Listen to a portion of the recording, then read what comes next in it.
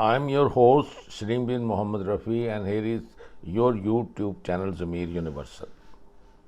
If Pakistan, Turkey, Russia and China do not act now and do not send their air force and their soldiers either through Jordan or through Egypt, then it's tough luck.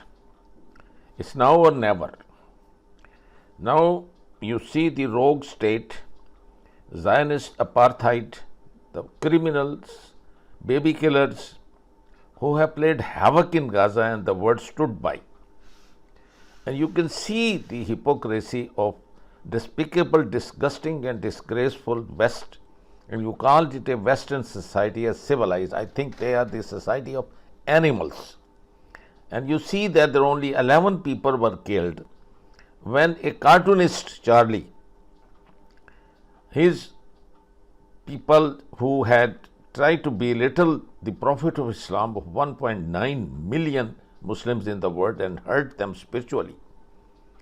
The whole Western leaders got together and got hand in hand, and they walked in Paris for just protesting for the death of those 11 people.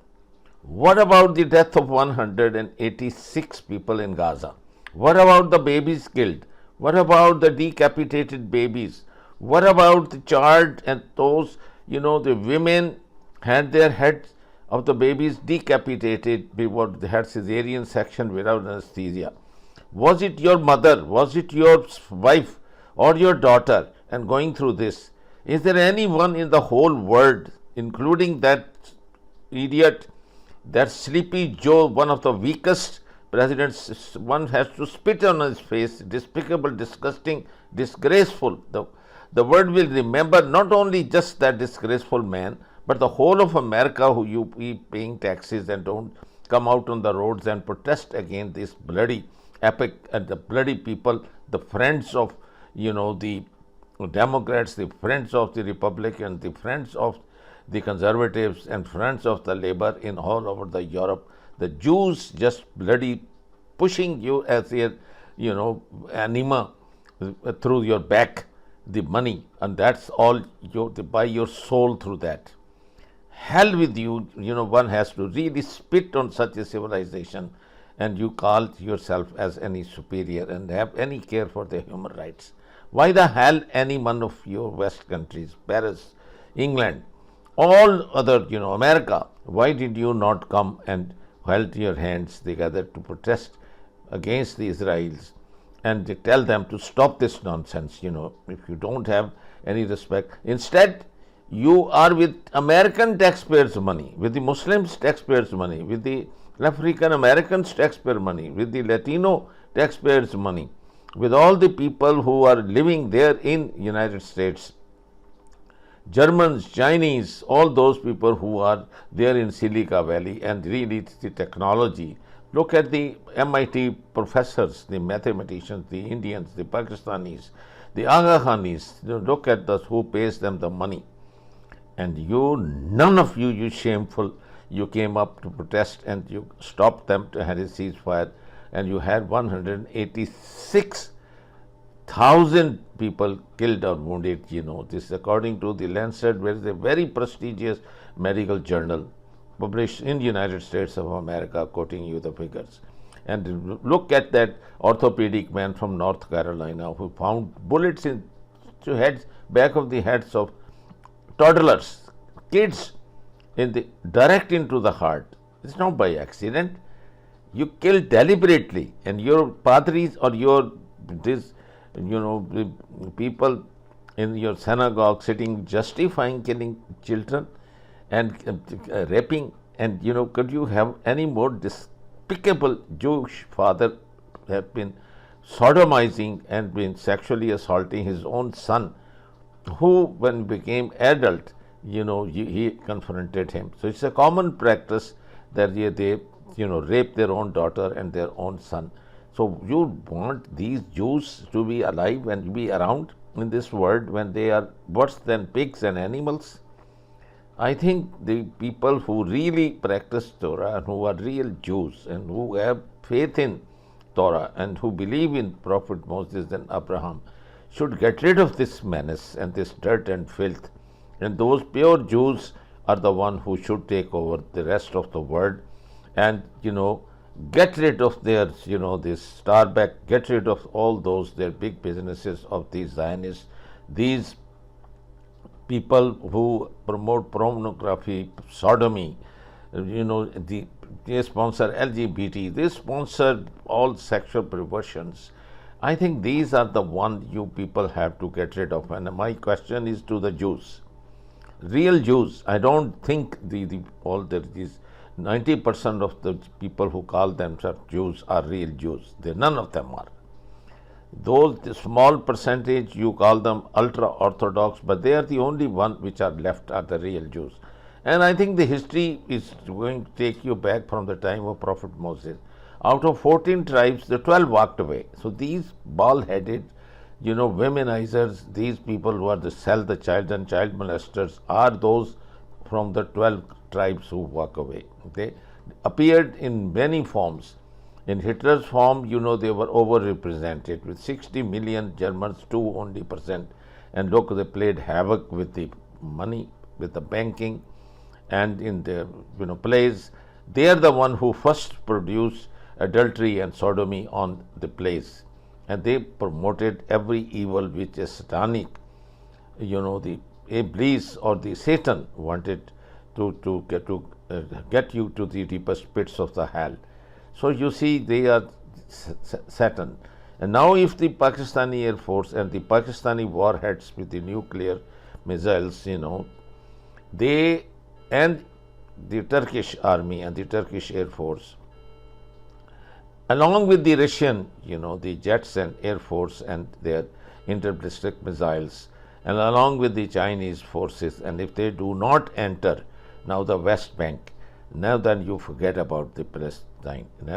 And I think if they has any shame, Putin or the chairman Xi, then they must send their army, and they should care at all for Jordan or Egypt, because they have eye after the Philadelphia corridor on the whole of Sianai desert.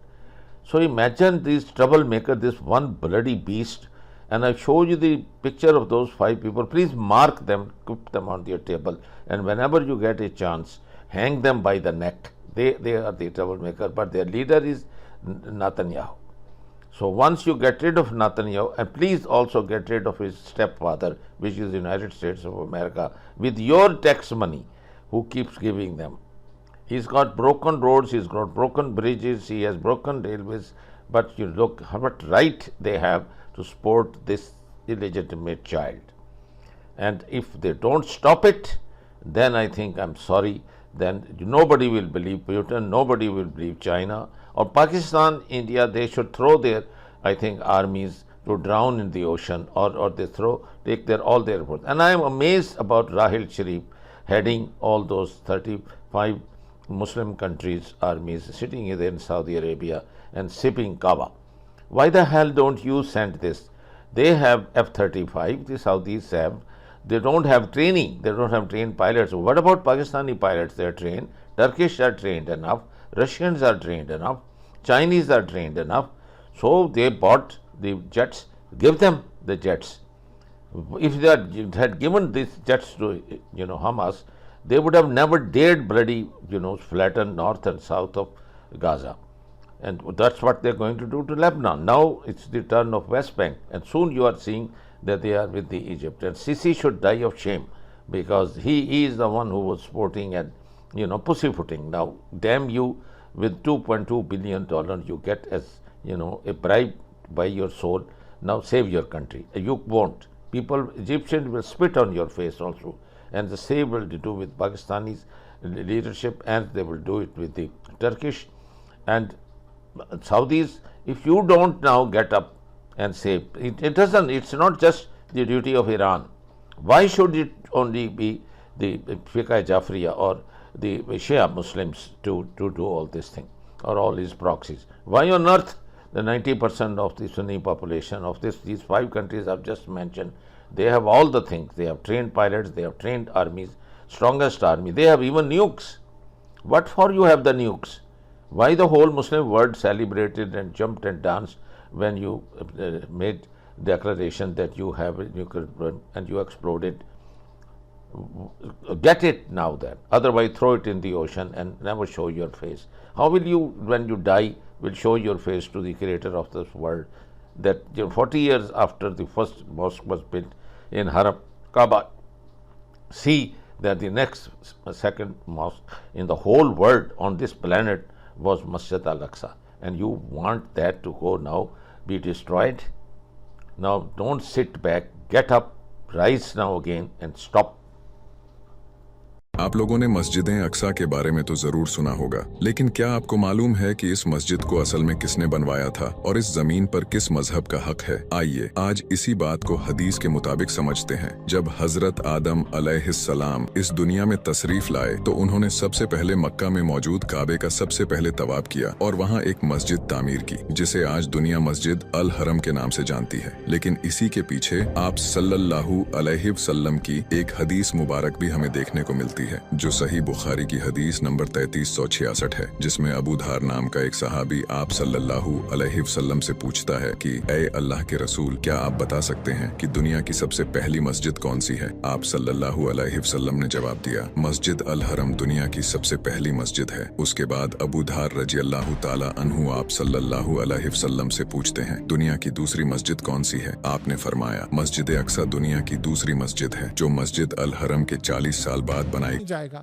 ماں سوائے چاہے ایران ہو سکتا ہے افغانستان شامل ہو جائے، ہو سکتا ہے اس کے علاوہ روس اور یہ 2-4 ممالک، اس کے علاوہ کسی نے نہیں جانا۔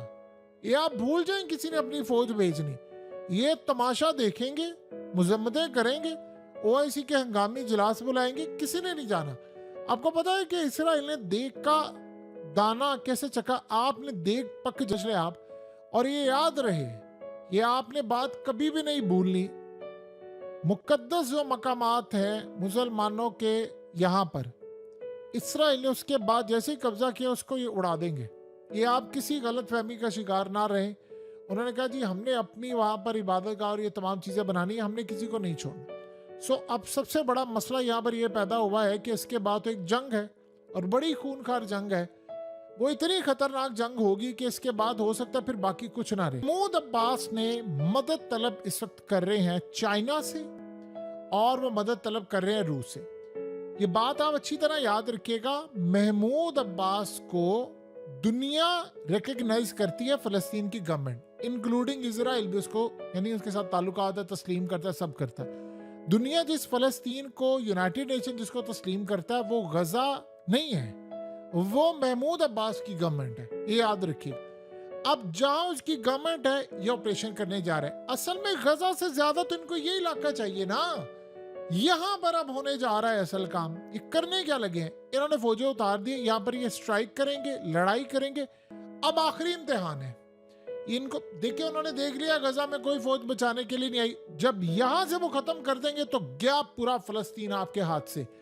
اب سین کیا ہوا ہے، محمود عباس نے پیوٹن سے ملاقات کی تھی اور کہا تھا کہ دیکھیں اگر یہ انہوں نے یہاں پر آئے اور حملہ کرنے کی کوشش کی تو دن آپ نے بچانے کے لیے ہمیں لازم آنا ہے۔ تو اس وقت پیوٹن نے کہا تھا کہ روس کسی صورت کھانے نہیں دے گا اسرائیل کو یہ علاقہ۔ غزہ کا مسئلہ ذرا ڈیفرنٹ ہے، غزہ کے اندر جو گورنمنٹ تھی اس کو تسلیم نہیں کوئی کرتا تھا، چاہے وہاں لوگ رہتے تھے، ان کو کرتے ہیں تسلیم۔ آپ کو یاد ہوگا چائنا نے جب یہ 14 جماعتوں کو بلایا تھا، اسماعیل ہانیہ سمیت سب لوگوں کو کہا تھا، وہ کیا تھا؟ وہ یہی تھا نا کہ آپ کے آسے مغربی کنارہ جانے والا ہے، ٹھیک ہے؟ تو بہتر یہ ہے کہ آپ سب اکٹھے ہو جائیں۔ اب سین یہاں پر یہ ہے جو سب سے The Israeli army is conducting one of the largest operations in the northern part of the occupied West Bank in years. At least 3 people have been killed, including one in an Israeli airstrike that targeted the Nur Shams refugee camp in Tulkarm. Elsewhere in that city, Israeli bulldozers have been ripping up the pavement. Armored vehicles have also been entering the cities of Tubas and Jenin. There are reports of vehicles being targeted by explosives. Palestinian fighters are confronting the soldiers. Nida Ibrahim reports from Bethlehem in the occupied West Bank. Since midnight, the Israeli forces have raided 3 areas simultaneously. We are talking about Jenin, Tul Karim, and the Jordan Valley. They've been reporting that they faced some armed confrontations with Palestinian fighters that they have been already working against and intensifying their raids in the occupied West Bank. You know, we always talk about raids in the occupied West Bank, but since the war started, the numbers of these raids have more than tripled. We're talking about 30 to 40 Israeli raids on average. But in the past few weeks, we've seen an intensification in the use of aerial strikes against Palestinian fighters, and the Israeli forces have been saying that they are combating the use of IEDs, which are the improvised explosive devices often used by Palestinian fighters against the Israeli forces. And now we are seeing that the Israeli forces are talking about the largest operation in the north of the occupied West Bank since the year 2002, which is when the second armed intifada broke out, and the Israeli forces have launched a large military operation that included invading many cities around the occupied West Bank. Ultimately, we are talking about a situation where the Palestinians feel that they are under the threat of the Israeli forces, but also they've been under fire by the Israeli settlers who have been rampaging and attacking Palestinian cities and towns and making Palestinians' lives more and more difficult.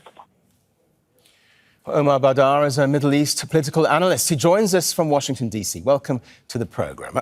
Basically, what do you make of this military operation? Yeah, I think the context of it is worth noting, which is the fact that Israel has been intending to annex and ethnically cleanse huge parts of the West Bank for a very, very long time. And in fact, has been actively doing that in slow motion. And I think that they saw an opportunity, given that the world is distracted by the horror that Israel is unleashing on Gaza, to kind of escalate in the West Bank. And so what we've seen over the past several months is more than 650 Palestinians being killed by Israeli soldiers and settlers throughout the West Bank.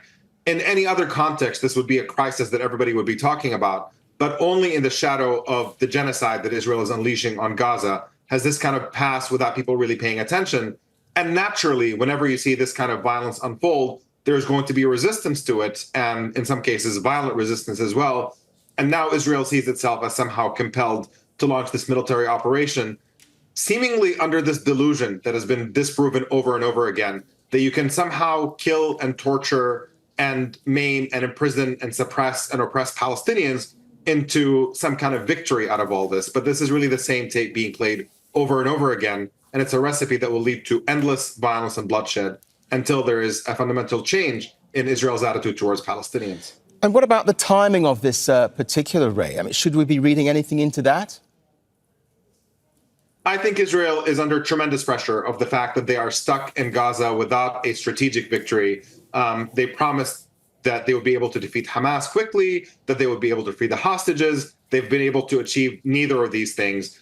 In the north, they're stuck in a status quo where they're supposed to restore their deterrence and intimidate Hezbollah across the Lebanon border. They have failed miserably at that. And I think whenever Israel finds itself cornered and is in desperate need for a victory for its public, all they know how to do is unleash indiscriminate violence against Palestinians. And this is the playbook that they actually go to. And I think that this is the moment that we find ourselves in, is that Netanyahu is desperate for some sort of image of an accomplishment.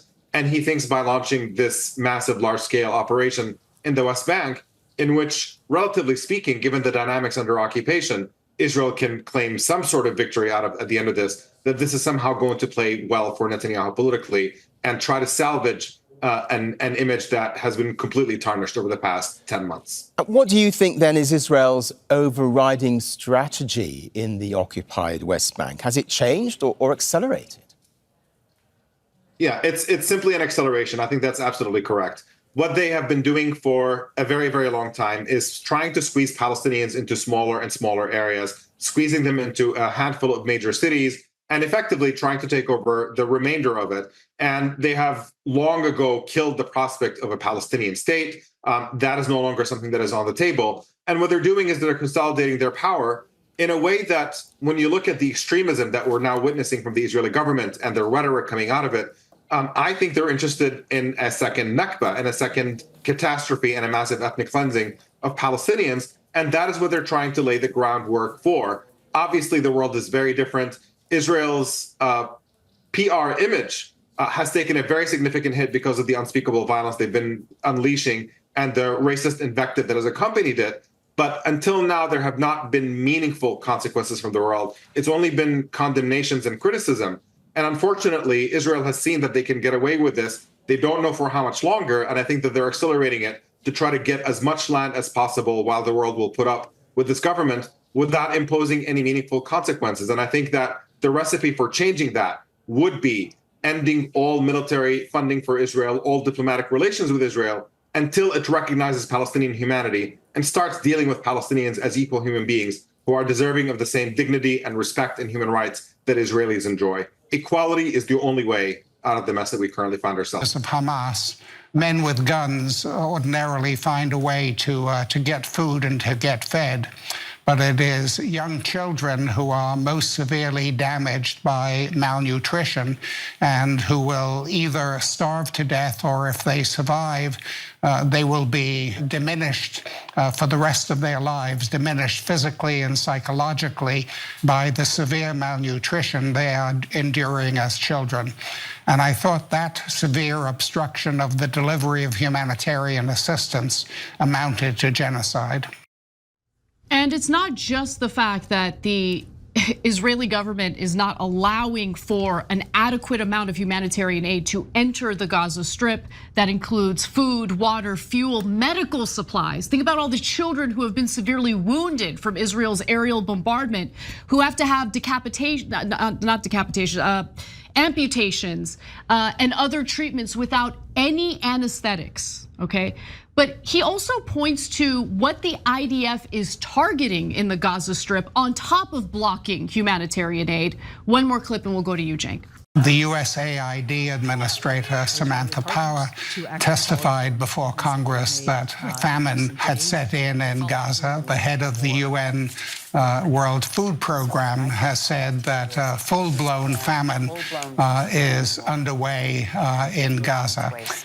Destroying the farms, destroying the greenhouses in Gaza, killing a large number of aid workers who were involved in the distribution of food, challenging the ability of the UN agency that has been principally involved in distributing.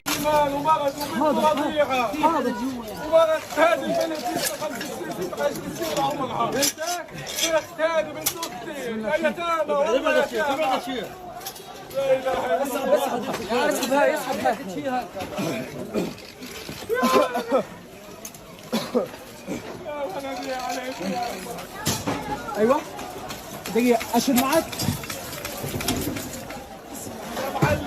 ارفع هذا فتحة عم تعال بس هذا مهدة بدها مهدة هنا بعدين نشيل هيك على الفار بدها مهدة هذا كبير هذا قطعة كبيرة هذا عمود طايح ده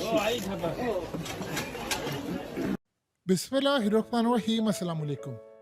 आफरीन है 57 इस्लामिक ममालिक में एक मुल्क खड़ा हुआ और उसके बाद देखिए आज पहला दिया जला है और इस सूरत हाल में एक ऐसा मुल्क खड़ा हो गया जो तसव्वुर भी नहीं किया जा सकता था। यमन ने इजराइल का नाटका बंद किया, इनके शिप उड़ाने शुरू किए। अब नमीबिया पहला मुल्क ऐसा हुआ है, एक पूरा वेसल आ रहा था इंतहाई खतरनाक बारूदी मवाद से भरा हुआ। दीगर ममालिक ने इनको हथियार दिए, उसमें बारूदी मवाद था फलस्तीनियों को मारने के लिए, लेबनान पर हमले के लिए। और जो सबसे खतरनाक ऑपरेशन अब ये करने जा रहे हैं वेस्ट बैंक के अंदर, ये अब तक का तारीख का सबसे, आप गजा को भूल जाएंगे जो ये होने वाला है। और इस दफा जो रिएक्शन हो गई पूरा फलस्तीन खाने के लिए जा रहे हैं। अब सीन ये हुआ कि नमीबिया ने कहा तुम लोग वहां पर मासूमों को मारो, اور ہم تمہیں یہاں سے ہتھیاروں سے بھرا ہوا پورے کا پورا ویسل جہاز جانے دیں؟ یہ نہیں ہو سکتا. انہوں نے اسرائیل کو جانے والا ہتھیاروں کا پورا ویسل روک لیا، یعنی جہاز روک لیا. اس جہاز میں ایڈوانس لیول کے ہتھیار، ایڈوانس لیول کا بارود، چیزیں ان کے یعنی پورٹ سے روٹ سے ہوتا ہوا جاتا ہے. انہوں نے کہا جی ہم نے کسی صورت نہیں جانے دینا، جو مرضی ہو جائے. انہوں نے اسرائیل کا اتنا خطرناک ترین اب تک کا سب سے زیادہ خطرناک، کیونکہ اس جنگ میں جو اس وقت کرنٹ صورتحال آ رہی، یہ ایڈوانس ہتھیار تھے بارود سے بھری ہوئی. انہوں نے کہا کہ ہم نے روکا تو ہم تو حیران ہو گئے جب ہمیں پتا چلا، ہم نے چیک کیا تو اس میں تو ہتھیار، بارود سے بھری ہوئی چیزیں، اس میں بام، پتہ نہیں کون کون سی چیزیں ہیں جو انہوں نے حملہ کرنی ہے.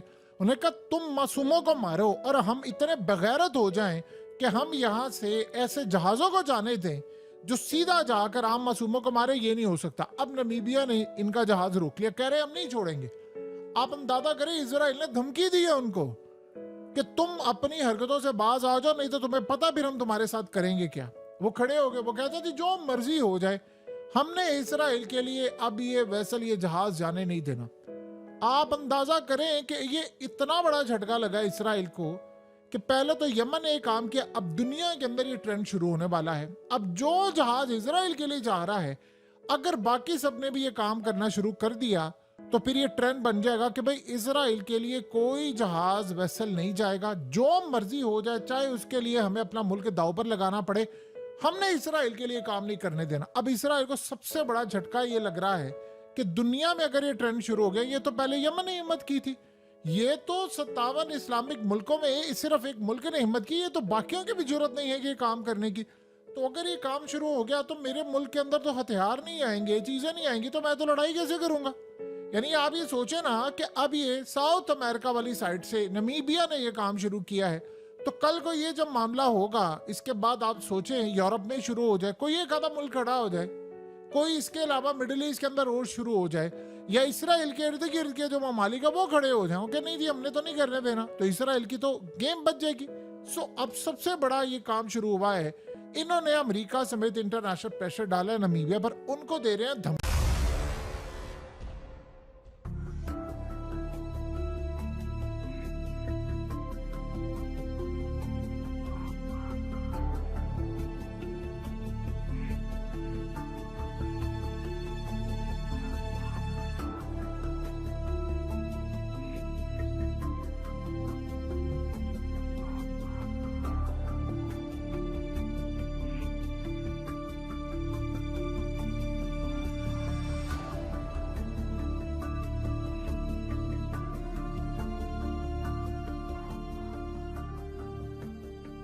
אנחנו מטילים מצור מוחלט על העיר עזה.